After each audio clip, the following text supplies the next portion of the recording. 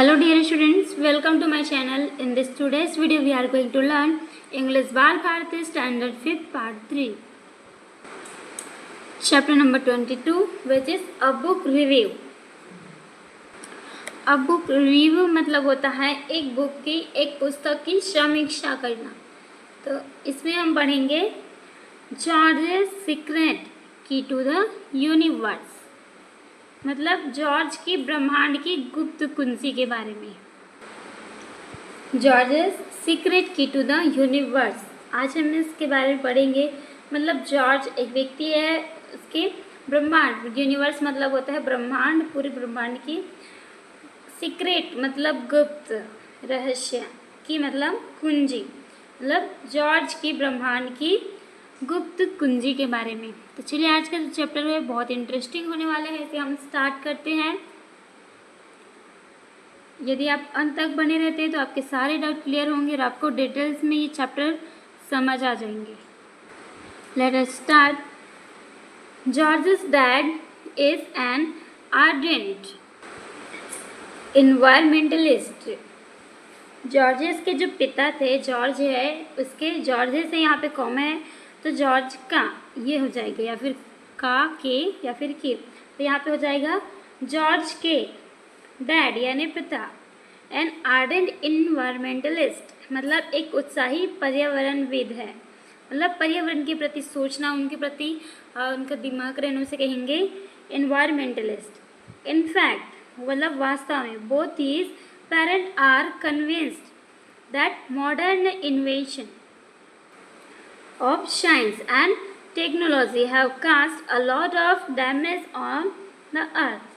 और वास्तव में उनके माता पिता दोनों का मानना है कि विज्ञान और प्रौद्योगिकी, साइंस एंड टेक्नोलॉजी यानी विज्ञान और प्रौद्योगिकी के आधुनिक आविष्कारों ने पृथ्वी पर बहुत ही उस पर नुकसान पहुंचाया है, बहुत ही पृथ्वी को डैमेज किया है, मतलब नुकसान पहुंचाया है।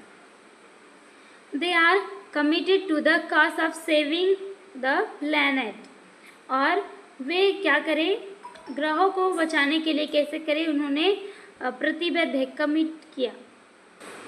Once more they are committed to the cause of saving the planet। वे ग्रह को बचाने के लिए, planet मतलब होता है ग्रह, तो आप लिख देंगे यहाँ पे ग्रह, planet मतलब होता है ग्रह।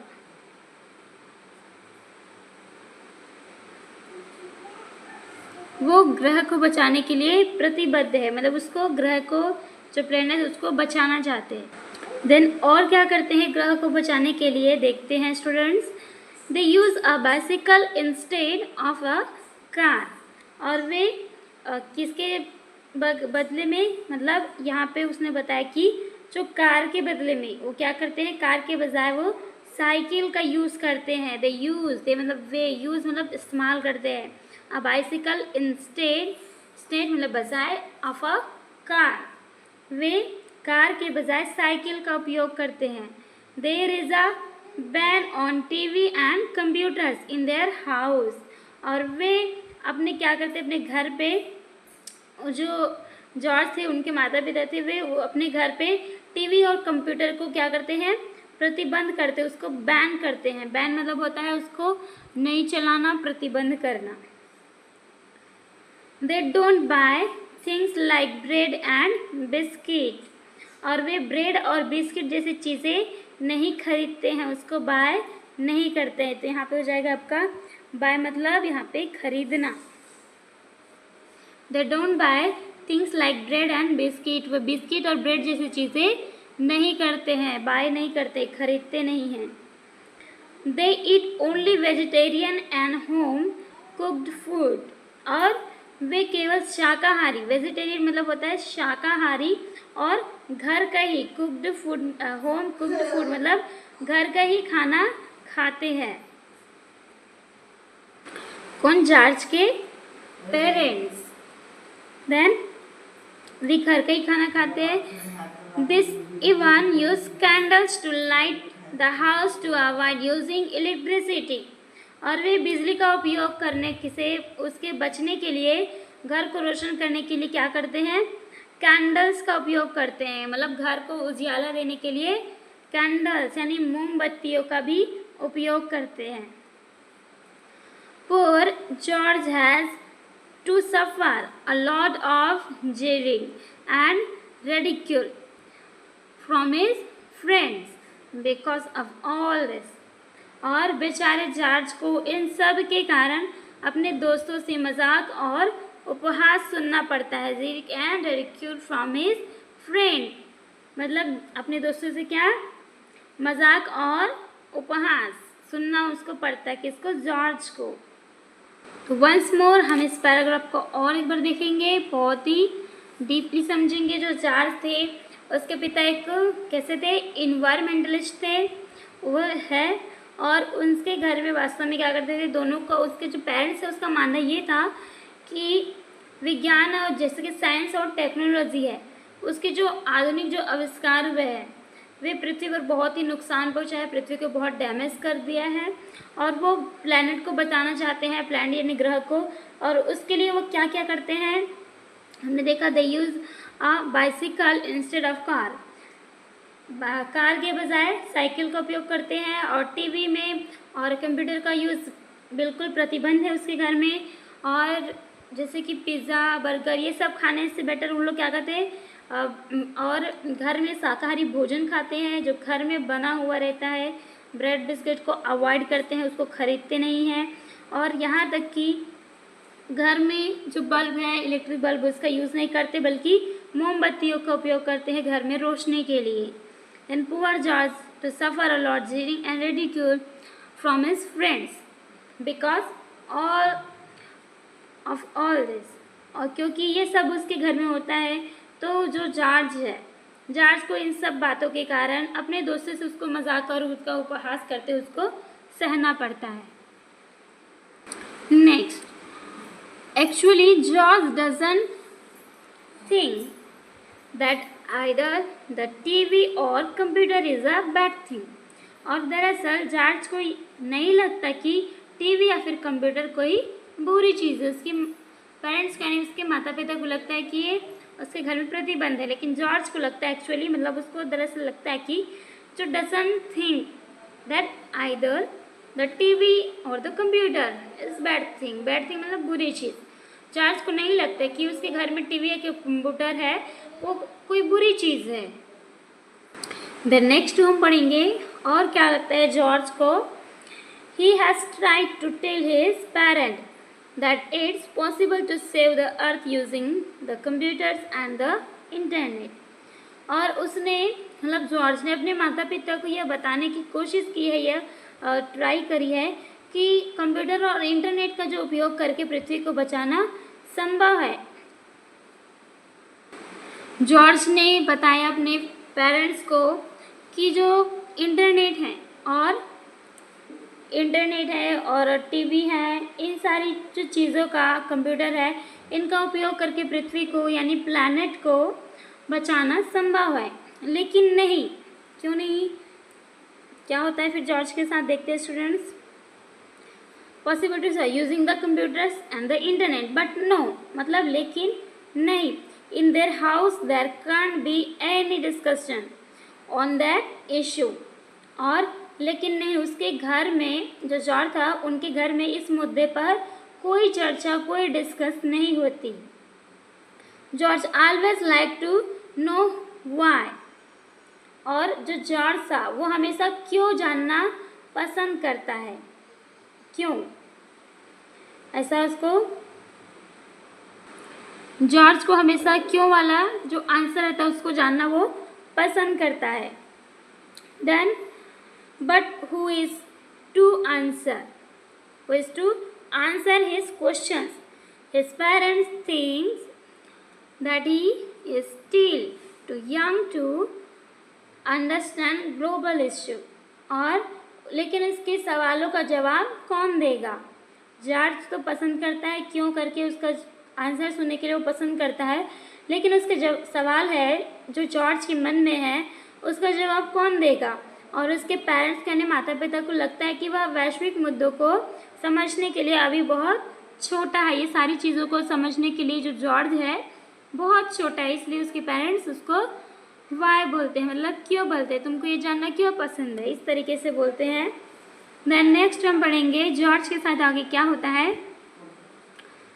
One day however George unexpectedly acquires a new friend and next door neighbor Annie। और एक दिन हालांकि जॉर्ज को किस रूप से अनएक्सपेक्टेडली मतलब अप्रत्याशित रूप से एक नई दोस्त और एक नई पड़ोसन मिली। कौन सी? My new friend and next door neighbour, मतलब एक नई दोस्त और पड़ोसी की एक एनी मिल जाती है जिसका नाम क्या था? एनी। जॉर्ज को एक दिन उसकी नई दोस्त और उसकी पड़ोसी एनी मिल जाती है। Annie's father Eric is a brilliant scientist and ever willing to answer all of George's questions। और एनी के जो पिता थे, उसके फादर थे, वो एरिक के शानदार वैज्ञानिक थे। वो शानदार वैज्ञानिक है कौन? एनी के father. Eric is a brilliant scientist. Eric क्या थे? एक ब्रिलियंट साइंटिस्ट मतलब बहुत ही शानदार वैज्ञानिक है। And ever willing to answer all of George's questions, और जॉर्ज के सभी सवालों को जवाब के लिए, उसके जवाब देने के लिए हमेशा तैयार रहते हैं। कौन? एनी के पिता। Eric has built a super intelligent computer named Cosmos. और एरिक ने कॉस्मोस नामक एक सुपर इंटेलिजेंट कंप्यूटर बनाया है। कॉस्मोस हैज़ इनक्रेडिबल पावर्स मतलब होता है अविश्वसनीय शक्तियाँ। कॉस्मोस में उसने कॉस्मोस नाम का एक कंप्यूटर बनाया, उसमें बहुत ही कैसे रहती है? इनक्रेडिबल पावर्स रहती है, मतलब अविश्वसनीय शक्तियाँ हैं। It can literally open windows on the universe and take you to any planet, stars, comet and even to a black hole। जो एनी के पिता है उसने कॉस्मोस नाम का एक बहुत ही सुपर मतलब बहुत ही अच्छा कंप्यूटर बनाया है, इंटेलिजेंट कंप्यूटर बनाया है। और कॉस्मोस हैज़ इनक्रेडिबल पावर, उसमें अविश्वसनीय शक्तियाँ हैं, मतलब जितना जान नहीं सकते उतना ही उसमें शक्तियाँ हैं, उसमें पावर्स है। It can literally open windows on the universe and take you to any planet. और ये सचमुच ब्रह्मांड की खिड़कियाँ खोल सकता है। विंडो मतलब किसकी खिड़कियाँ? ब्रह्मांड की।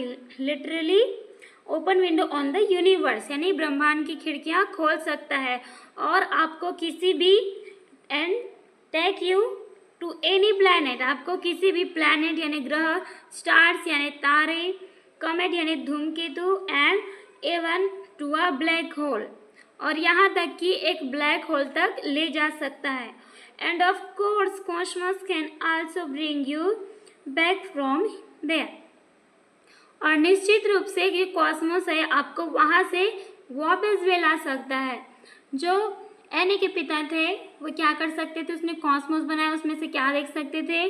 ब्रह्मांड की खिड़कियाँ खोल सकता था, मतलब ब्रह्मांड तक जा सकता था। वो जो कॉस्मोस था किसी भी ग्रह, तारे या फिर धूमकेतु या फिर क्या है प्लैनेट, कॉमेट एंड और ब्लैक होल तक ले जा सकता है और वहाँ से आपको वापस भी ला सकता है।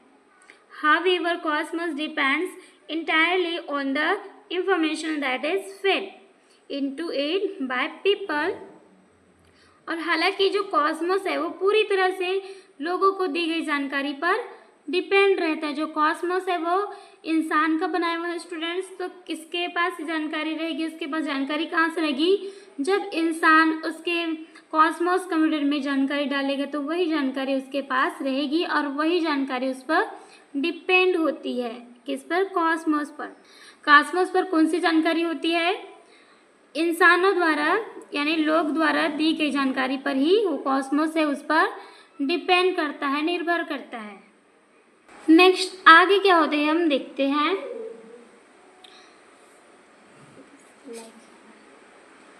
Bye people like Eric who do the research and thinking that can make cosmos work। और एरिक की तरह जो अनुसंधान और सोच क्या करते हैं? अनुसंधान करते हैं, देन रिसर्च करते हैं, एंड थिंकिंग यानी सोच, that can make Cosmos work. जो अनुसंधान है यानी रिसर्च है और सोच करते हैं कि जिससे कॉस्मोस काम कर सकता है। Science can be used for a good cause and a group of good scientists like Eric have vowed to use it for people's welfare। और विज्ञान का उपयोग अच्छे उद्देश्य के लिए किया जा सकता है। यूज्ड फॉर अ गुड काज मतलब अच्छे कारण के लिए विज्ञान का यूज़, उसके अच्छे उद्देश्य के लिए विज्ञान का यूज़ उपयोग किया जा सकता है। Then scientist like Eric have vowed to use it for people's welfare। और एरिक जैसे अच्छे वैज्ञानिकों के एक समूह ने इसे लोगों के कल्याण के लिए उपयोग करने की कसम खाई है। Unfortunately there is one odd angry scientist who wants to use science for his own selfish motives. और एक जो विज्ञान है उसके अच्छे उद्देश्य के लिए उसको यूज़ किया जा सकता है स्टूडेंट्स। और एरिक जैसे जो साइंटिस्ट है, अच्छे जो साइंटिस्ट है, उसके एक ग्रुप ने, एक समूह ने इसे लोगों के कल्याण के लिए, लोगों की उसके बहुत ही अच्छे चीज़ के लिए, उसके कल्याण के लिए उपयोग करने की कसम खाई है। देन अनफॉर्चुनेटली मतलब दुर्भाग्य से क्या होता है, there is one odd angry scientist who wants to use science for his own selfish motives. और दुर्भाग्य से एक अजीबोगरीब गुस्सैल वैज्ञानिक है, बहुत ही अच्छा वैज्ञानिक नहीं है, ऑड एंग्री साइंटिस्ट मतलब बहुत ही गुस्सैले, एंग्री मतलब गुस्सैले मतलब वैज्ञानिक है। वे क्या करते हैं, जो विज्ञान का उपयोग करने में अपना स्वार्थ के लिए करना चाहते हैं। जो विज्ञान है उसका यूज़ अपने सेल्फिश के लिए मतलब सेल्फिश मोटिव अपने स्वार्थ के लिए करना चाहते हैं। सेल्फिश यानी खुद के लिए, अपने स्वार्थ के लिए, किसी के लिए नहीं बल्कि सिर्फ खुद के लिए, उसे कहते हैं selfish. He is planning to steal Cosmos and all of Eric's research so that he can establish his own rule on another planet। और जो विज्ञान का उपयोग करने में अपने स्वार्थ के लिए वो करना चाहता है, वह कॉस्मोस और एरिक के जो सभी पौधों को चुराने की योजना बना रहा है। एरिक था तो उसके सारे जो प्लानिंग थी, क्या प्लानिंग थी, एरिक जिसने क्या किया, रिसर्च किया है एरिक ने। तो जो विज्ञान का उपयोग करते हैं वो क्या करते हैं, उन लोग अपना स्वार्थ के लिए यूज़ करना चाहते हैं। जो गुस्सैल वैज्ञानिक है, अनफॉर्चुनेट यानी दुर्भाग्य से। और एरिक की जो सभी शोध है जिसने उसने रिसर्च किया है, एरिक ने जो उसने किसी भी चीज़ पर उन्होंने रिसर्च किया है, शोध किया है, तो उसको चुराने की योजना बना रहा है ताकि वो दूसरे ग्रह पर शासन स्थापित ना कर सके, अपनी खुद की शासन वहाँ पर ना कर सके। अदर प्लैनेट यानी अनदर प्लैनेट मतलब और अगले जो प्लैनेट है, ग्रह है, उसमें अपना शासन ना कर सके, इसलिए वो उसको चुराने की कोशिश करे कि इसको रिसर्च मतलब होता है शोध। अब लिखेंगे यहाँ पे शोध। If you want to know what adventures and he undertakes and what strategies he has to use to stop the power-hungry scientist. You have to read a novel, George's Secret Key to the Universe। और यहाँ पे हम पढ़ेंगे secret की to the universe मतलब ब्रह्मांड की गुप्त कुंजी। ऐसा होता है कि जो जॉर्ज है वो बुरे जो वैज्ञानिक थे, दुष्ट योजनाओं से दूर करने के लिए वो कुछ कर सकता है। कौन? जॉर्ज ये कर सकता है adventures and attacks and what strategies he has to use to stop the power hungry scientist. जो हंग्री साइंटिस्ट है, भूखे जो साइंटिस्ट है, अपने जो पावर का गलत इस्तेमाल कर रहे हैं, उसकी योजनाओं को दूर करने के लिए कुछ कर सकता है। कौन? जॉर्ज था। जॉर्ज आज ही पूरे बुरे वैज्ञानिक की दुष्ट योजनाओं को दूर करने के लिए कुछ कर सकता है। लेकिन यदि आप जानना चाहते हैं कि वह कौन से साहसिक कार्य करता है, you have to read the novel George's Secret Key to the Universe। और यदि आप जानना चाहते हैं कि वह कौन से साहसिक कार्य करता है, तो फिर सत्ता के भूखे जो वैज्ञानिक को रोकने के लिए उसे कौन सी रणनीति अपनानी पड़ती है, तो आपको क्या करना है, रीड द नोवेल, मतलब उपन्यास। क्या कौन से उपन्यास है, George secret to the universe, ये आपको पढ़ना पड़ेगा। मतलब जॉर्ज की ब्रह्मांड की गुप्त कुंजी आपको ये पढ़ना पड़ेगा, क्योंकि इसी में ही, इस बुक में ही बताया गया है कि जॉर्ज ने लिखा है। तो उसमें जो दुष्ट, मतलब गलत बुरे वैज्ञानिक है, उसके दुष्ट योजनाओं को कैसे उसको क्या कर सकते हैं, योजनाओं को दूर कर सकते हैं। The next, the author of this wonderful adventure is lucky Hawking. The next है, the author of this wonderful adventure is lucky Hawking. मतलब इस अद्भुत साहसिक कहानी की लेखिका लूसी हॉकिंग है। स्टूडेंट्स, इसको जो wonderful adventure is lucky Hawking है, मतलब इस अद्भुत साहसिक कहानी की जो लेखिका है वो कौन है, लूसी हॉकिंग है, ये लड़की का नाम है। तो ये इसने लिखा है उस कहानी को। The story of the novel is imaginary, but it also includes plenty of charts, photographs, boxes that give you hard fact about our solar system, galaxies, space and the whole universe. और उपन्यास की कहानी काल्पनिक है। The story of the novel is imaginary, मतलब काल्पनिक है, imagine करने के लिए, बट इस also includes plenty of chart, लेकिन इसमें बहुत सारे चार्ट, तस्वीरें और बक्से भी इसमें शामिल है। देन जो क्या करते हैं, आपको और हमारे सौर मंडल है उसकी गैलेक्सीज, मतलब आकाश गंगाओं में जो स्पेस है यानी अंतरिक्ष है, उसमें क्या है, पूरे ब्रह्मांड में उसके ब्रह्मांड के बारे में ठोस तथ्य देते, बहुत ही गहरा तथ्य उसमें देते हैं। देन दिस इंफॉर्मेशन, यह जानकारी, this information has been presented in a very simple, easy to understand manner by none other than Stephen Hawking, who is said to be one of the greatest scientists of our times। और इसे बहुत ही सरल और आसान तरीके से समझने के लिए, इसे बहुत ही सरल और समझने में आसान तरीके से स्टीफन हॉकिंग है, स्टीफन हॉकिंग ने प्रस्तुत किया है, जिन्हें हमारे समय में सबसे महान वैज्ञानिक में से एक कहा जाता है। किसको, स्टीफन हॉकिंग को। अंडरलाइन कर लेना है यहाँ पे, इसको याद रखना है। स्टीफन हॉकिंग था वो एक समय का, हमारे समय में बहुत ही एक महान वैज्ञानिक वो कहा जाता है। उसी ने इस सारी चीज़ों को बहुत ही सरल भाषा में समझने में, आसानी तरीके से समझने में उसने प्रस्तुत किया है। His achievements are all the more astounding as he is a victim of many physical ailments।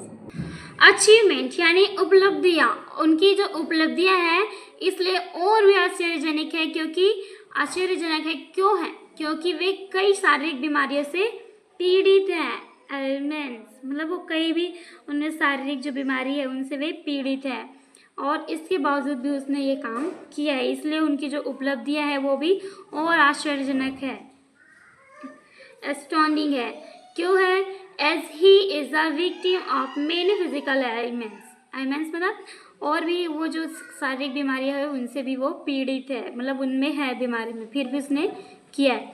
Then he has to use a wheelchair to move about and uses a computerized voice system in order to speak. The story of Stephen Hawking's triumph over his physical disabilities is itself an inspiring adventure। और उन्हें चलने फिरने के लिए wheel chair का इस्तेमाल करना पड़ता है।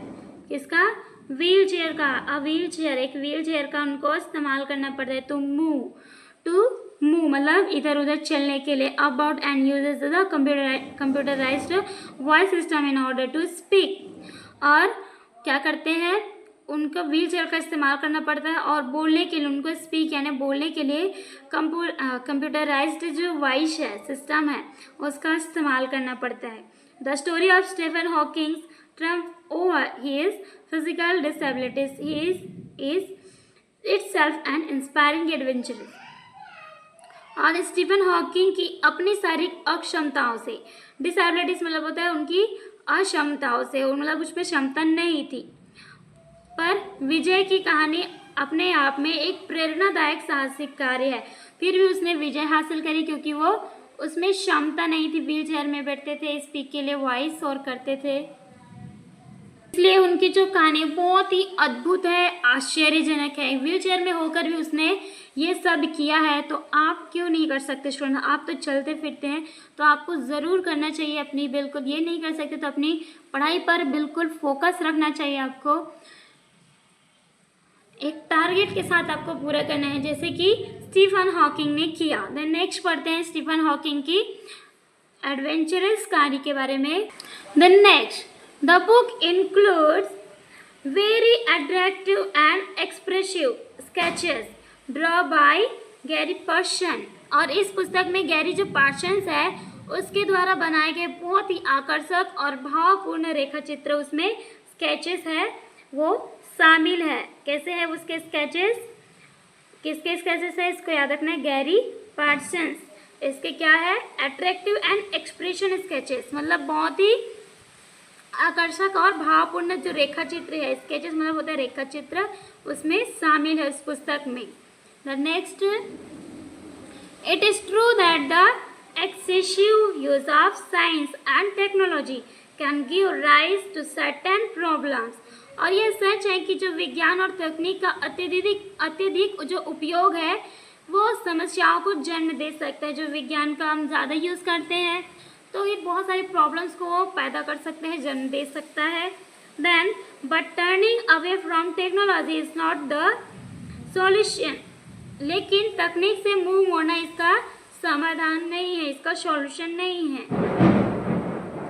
देन नेक्स्ट, इसलिए क्या करना है आपको? That is why the Hawkings have given an important message in this book.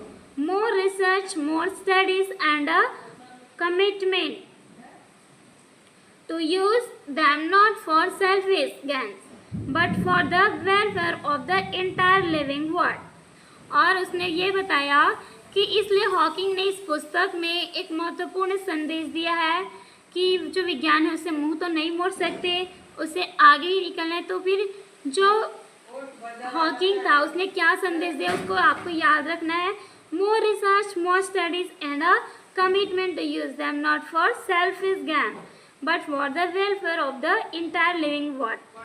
यह संदेश है कि अधिक शोध, अधिक अध्ययन मतलब अधिक स्टडी, अधिक शोध यानी more research और अधिक स्टडी मतलब more studies, अध्ययन, उनका उपयोग स्वार्थी लाभ के लिए नहीं बल्कि संपूर्ण जीव जगत के कल्याण के लिए करने की उसने प्रतिबद्धता बताई है।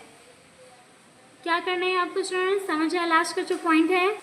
More research, more study and commitment. आपको कमिटमेंट करना है, स्वार्थी लाभ के लिए नहीं, खुद के लिए नहीं, बल्कि संपूर्ण जो जीव जगत है उसके कल्याण करने की प्रतिबद्धता करे, मतलब सबको मेंटेन करके चले। इस तरीके से हमारा जो चैप्टर है वो कंप्लीट होता है। देन वीडियो को लाइक करें, अपने फ्रेंड्स को शेयर करें, सब्सक्राइब करें and thanks for watching this video. मिलते हैं नेक्स्ट वीडियो में।